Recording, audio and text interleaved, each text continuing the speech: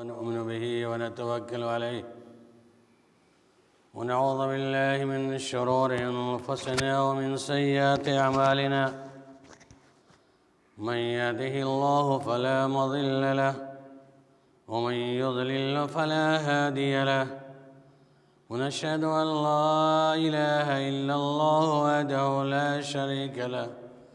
ونشهد أن محمدًا عبده ورسوله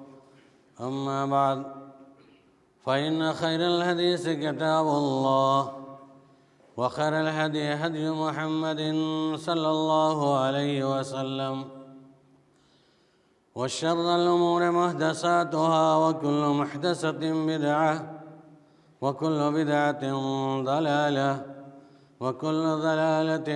في النار فأعوذ بالله من الشيطان الرجيم بسم الله الرحمن الرحيم يا أيها الناس اتقوا ربكم الذي خلقكم من نفس واحدة وخلق منها زوجها وبث منهما رجالا كثيرا ونساء واتقوا الله الذي تساءلون به والأرحام إن الله كان عليكم رقيبا يا أيها الذين آمنوا اتقوا الله حق تقاته ولا تموتن إلا وأنتم مسلمون يا أيها الذين آمنوا اتقوا الله وقولوا قولا سديدا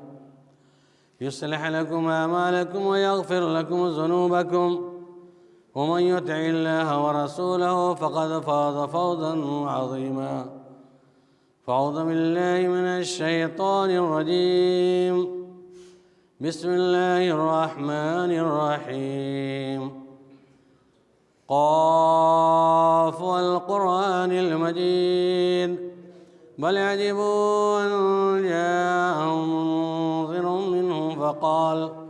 فقال الكافرون هذا شيء عجيب أئذا متنا وكنا ترابا ذلك رجع بعيد قد علمنا ما تنقص الأرض منه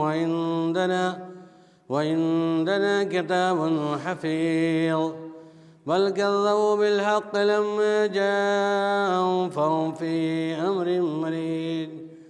أفلم ينظروا إلى السماء فوقهم كيف بنيناها وزيناها وما لها من فروج والأرض مددناها وألقينا فيها رواسي وأنبتنا فيها من كل زوج بهيج تبصرة وذكرى لكل عبد منيب ونزلنا من السماء ماء مباركا فأنبتنا به جنات وحب الحسيد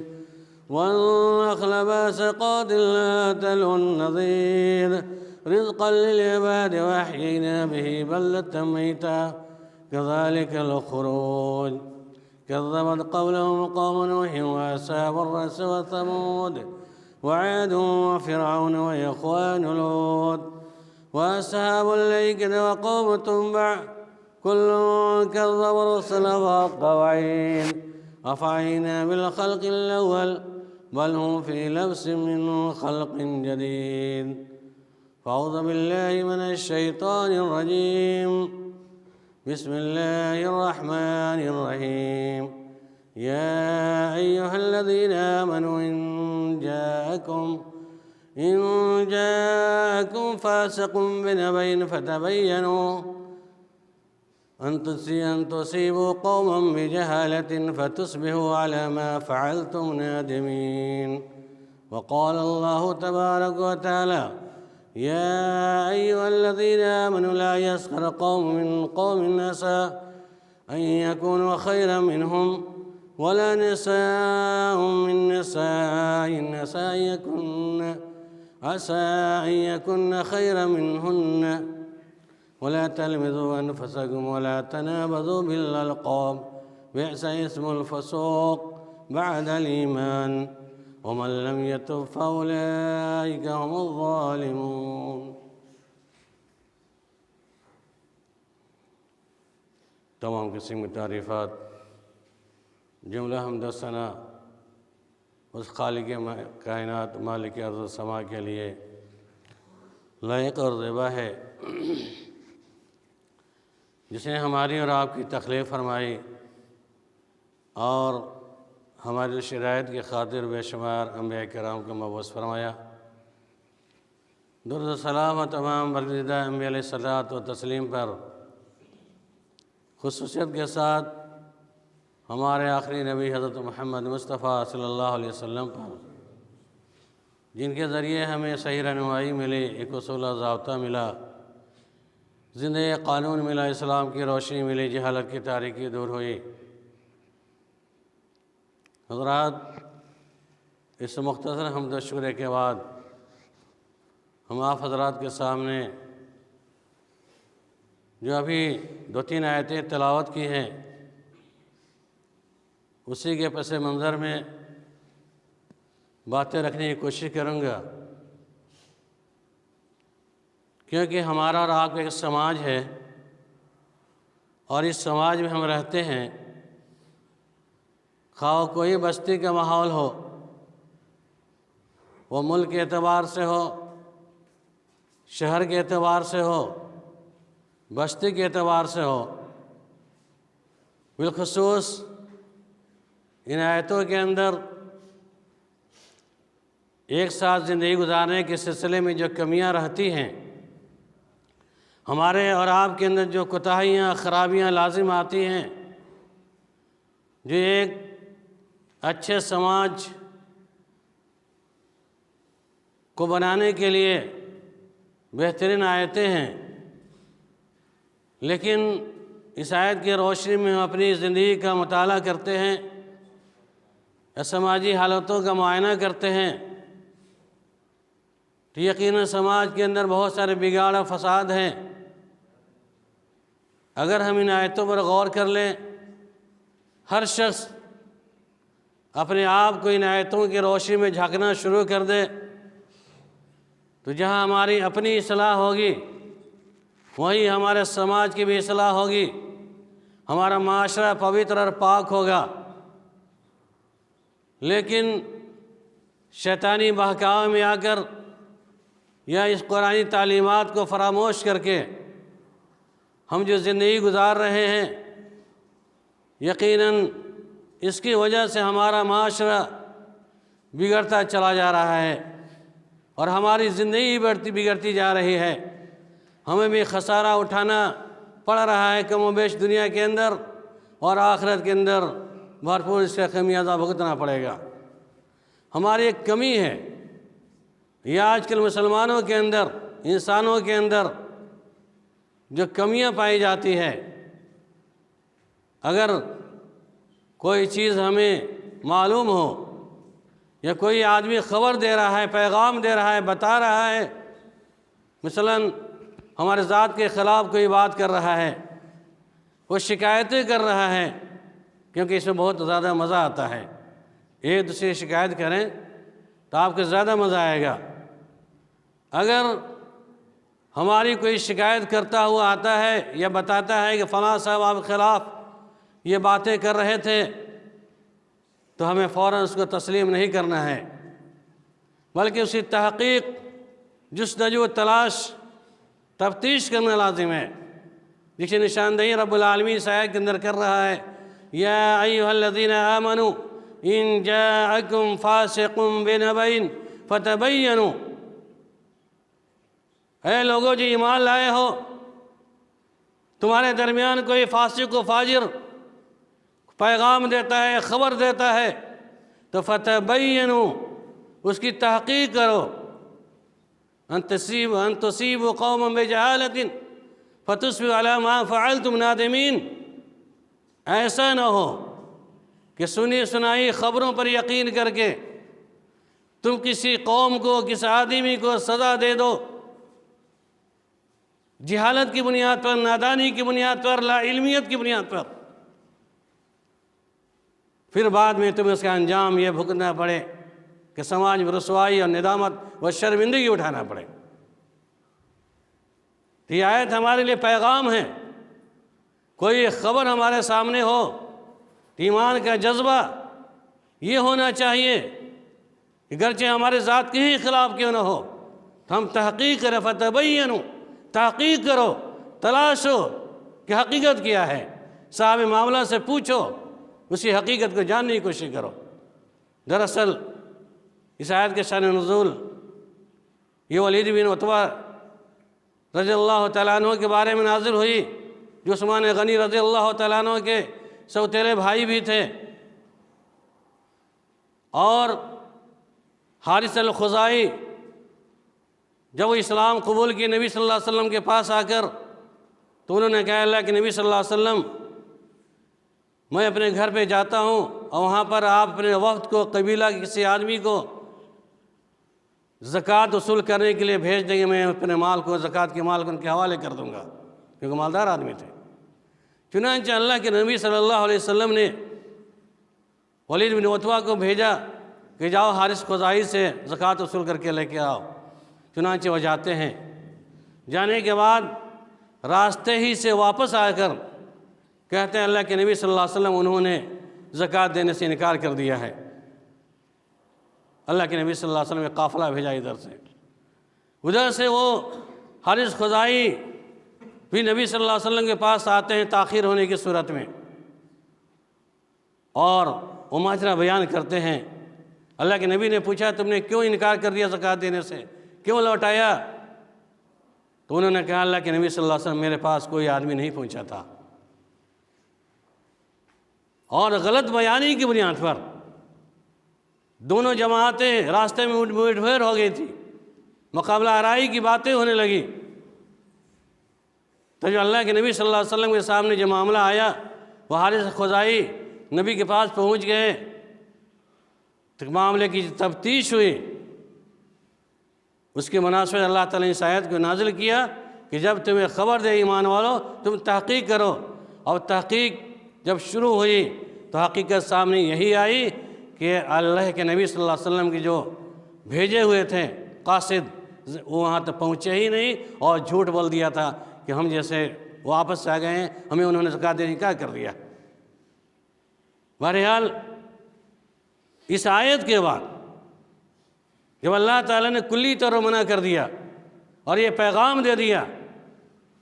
تو اب کسی صحابی کے بارے میں یہ کہنا کہ انہوں نے جھوٹ بولا، اس کے بعد کے حوال ایسے ثابت نہیں ہوتے ہیں۔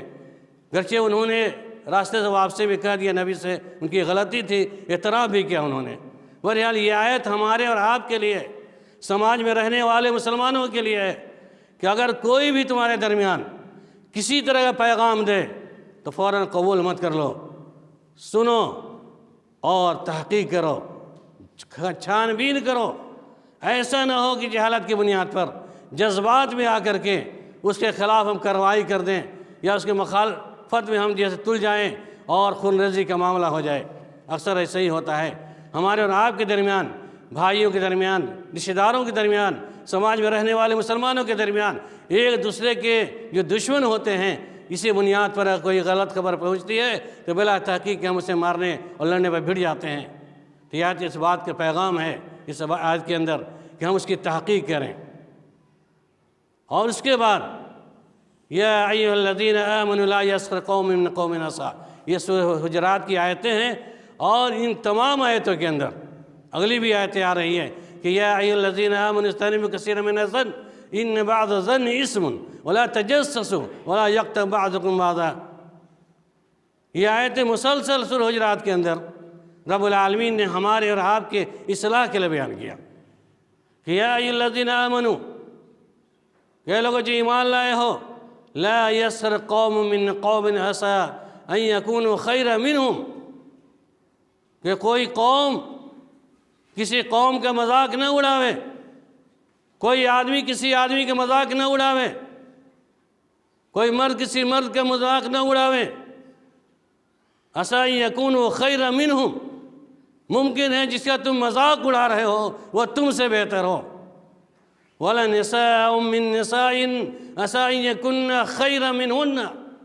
اور نہ کوئی عورتیں کسی عورت کی مذاق اڑاویں۔ ممکن ہے جس کا تم مذاق اڑا رہی ہو اس مذاق اڑانے والے سے بہتر جس کا مذاق اڑایا جا رہا ہو وہ تم سے بہتر ہو۔ وَلَا تَلْمِزُوا أَنفُسَكُمْ، اور نکتہ چینی نہ کرو، عیب جوئی تلاش نہ کرو۔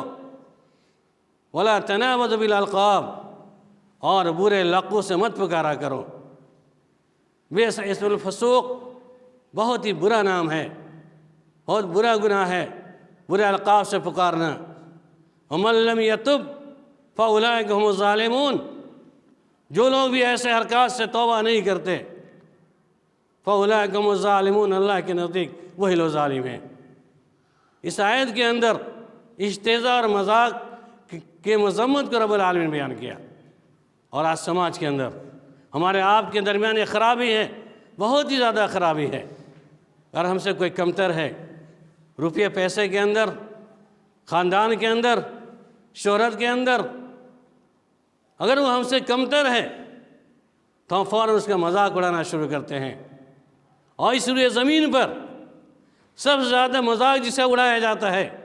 وہ ایک غریب گھرانے کے عالم دین ہی کیوں نہیں ہو، اس کا مذاق اڑایا جاتا ہے۔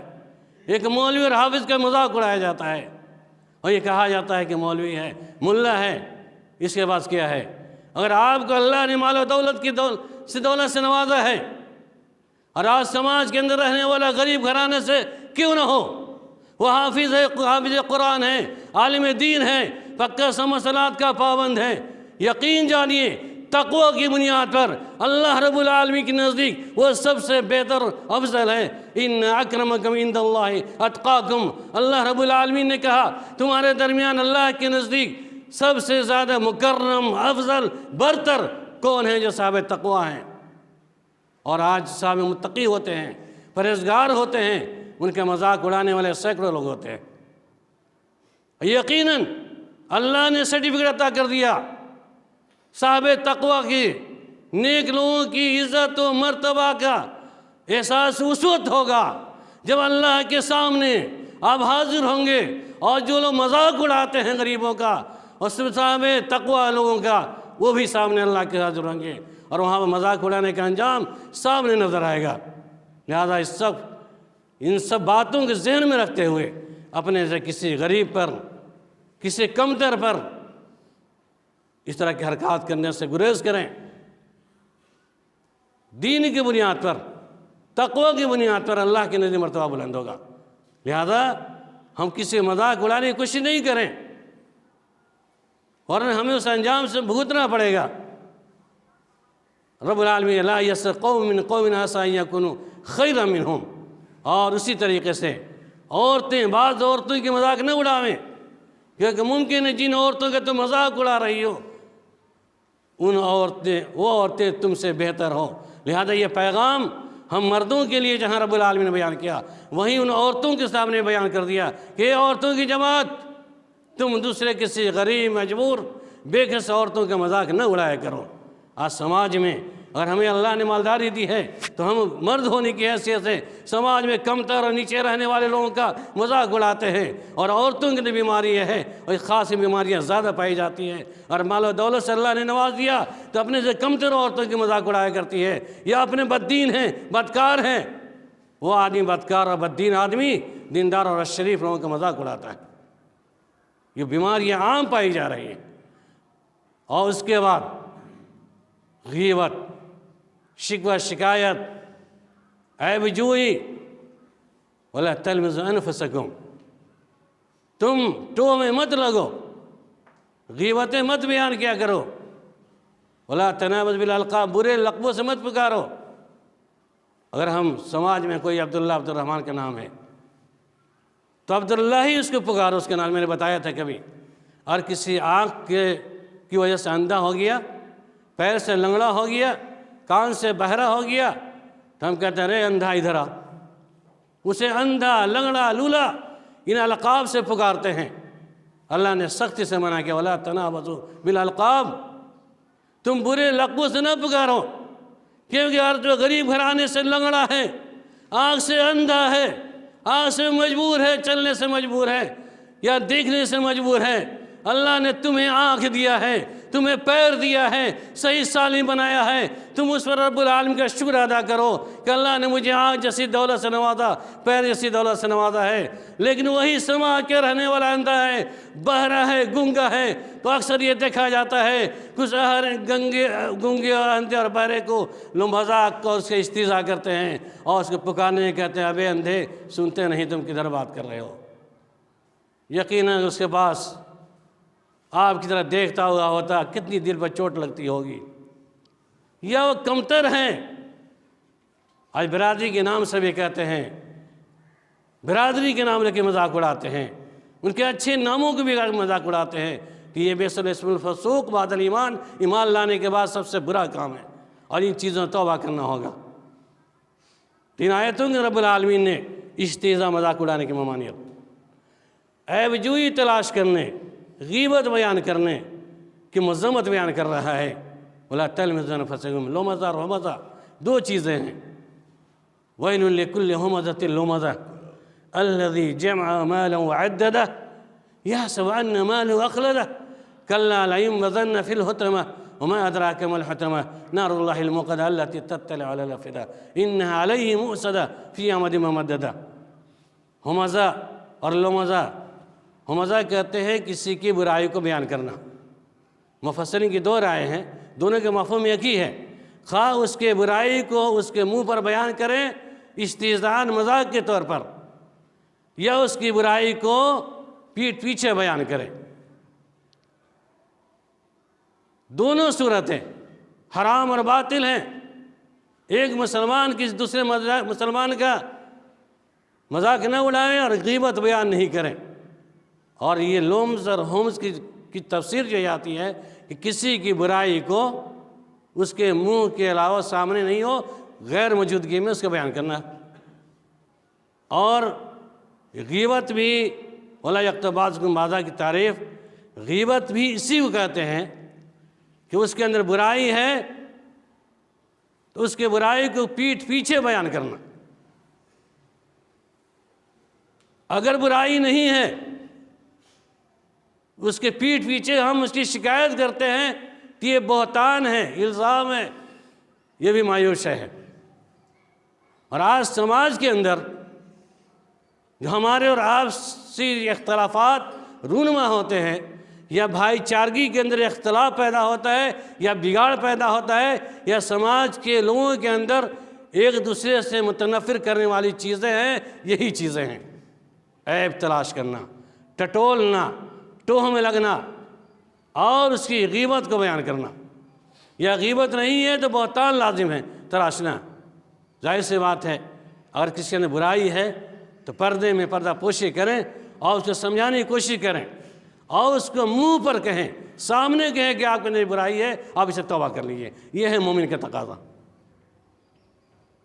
کیونکہ اگر غائبانے میں ہم بیان کرتے ہیں اس کی برائیوں کو تو اس کی اصلاح نہیں ہوگی اور آپ گنہگار ہوں گے۔ غیبت بیان کرنے کی وجہ سے رب العالمین نے کہا غیبت بیان کرنے کے بارے میں وَلَا يَغْتَبْ بَعْضُكُمْ بَعْضًا أَيُحِبُّ أَحَدُكُمْ أَن يَأْكُلَ لَحْمَ أَخِيهِ مَيْتًا فَكَرِهْتُمُوهُ۔ غیبت یہ ہے،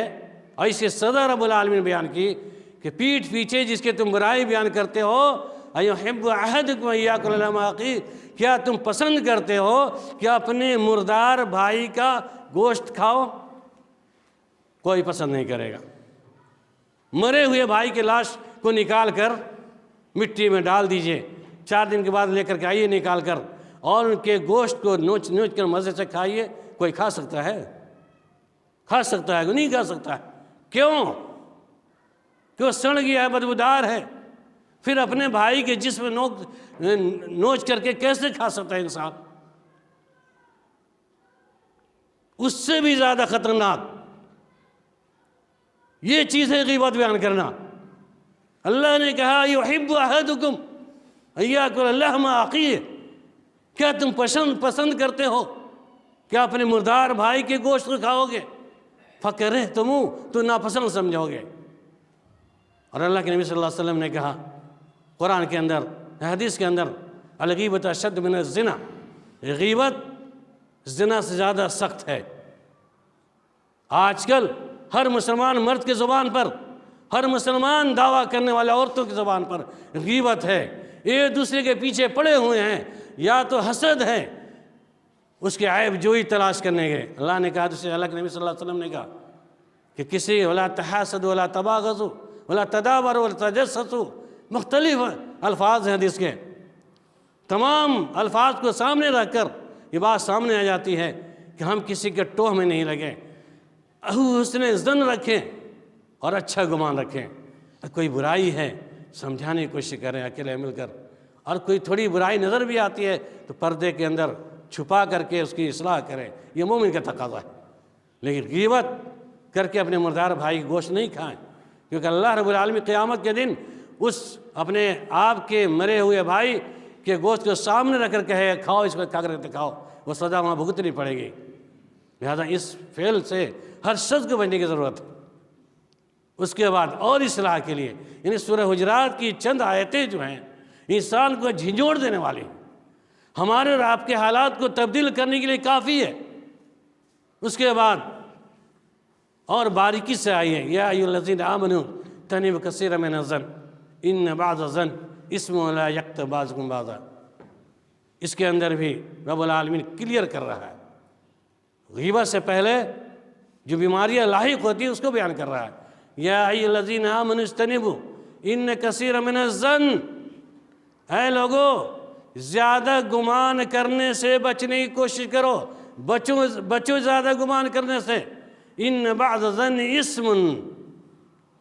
کیونکہ بعض گمان گناہ ہے۔ ولا تجسسوا، جاسوسی مت کرو۔ ولا یغتب بعضکم بعضا، اور ایک دوسرے کی غیبت بیان نہ کرو۔ اور اللہ کے نبی صلی اللہ علیہ وسلم نے کہا ایاکم والظن فإن الظن اکذب الحدیث، تم بہت زیادہ گمان کرنے سے بچو، کیونکہ گمان کرنا جھوٹی بات ہے۔ گمان کا مطلب یہ ہوتا ہے کہ ہم سماج میں چل رہے ہیں، مثلا ہم عالم ہیں،